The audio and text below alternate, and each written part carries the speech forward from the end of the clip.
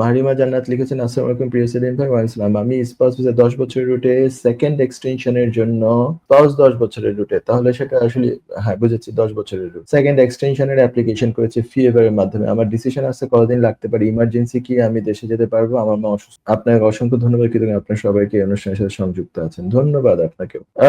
এটা কিন্তু একটু লম্বা সময় লাগে, মানে আপনি যে ফিএভার এর মাধ্যমে অ্যাপ্লাই করেছেন এবং এটা অনেক সময় লম্বা সময় লাগে। সেকেন্ড এক্সটেনশন গুলো আমি দেখেছি যে কমপক্ষে 7-8 মাস 9 মাস এরকম সময় লাগে, 6 মাসও লাগে, কোনোটা এরকম 6-7-8 মাস এরকম লাগে, কোনোটা আবার একটু বেশিও লাগে এক্সটেনশনের অ্যাপ্লিকেশনে। যদিও এটা খুব ফ্রাস্ট্রেটিং, বাট এটা কিছু করার নেই। আর ফিএভার অ্যাপ্লিকেশনের মাধ্যমে ফিএভার করে যে কোড ব্যবহার করে যে অ্যাপ্লিকেশন করা হয়, সেটাতে আবার প্রায়োরিটি সার্ভিস নেওয়ার আলাদা কোনো পয়সা এক্সট্রা মানে অ্যাড করে প্রায়োরিটি সার্ভিস বা সুপার প্রায়োরিটি সার্ভিস যেটা বলে, সুপার প্রায়োরিটি সার্ভিস নেওয়ার কোনো অপশনও সেখানে নাই। তাই আপনার এটা স্ট্যান্ডার্ড সার্ভিসে চলে গেছে, স্ট্যান্ডার্ড সার্ভিসে এইটুকু সময় লাগবে আর কি। যেহেতু আপনি ওই এফএলআরএফপি অ্যাপ্লিকেশন বলি আমরা এটাকে, এই ক্যাটাগরির অ্যাপ্লিকেশনে এখন মানে এক্সটেনশনে আমি দেখেছি 6-7-8 মাস লাগে একদম ফার্স্ট টাইম যারা করে, এবং আগে থেকে তার ভিসা নাই এমন অবস্থা যদি হয়, তাহলে দেখা যায় বছর খানিকও লাগে। তো আপনারটার ক্ষেত্রে 6-7-8 মাস পর্যন্ত লাগতে পারে বলে আমার ধারণা এবং আমার একটা অভিজ্ঞতার আলোকে এটাই বললাম। তো সেইটুকু সময় অপেক্ষা করা লাগবে আপনার। আমি দোয়া করি আপনার মা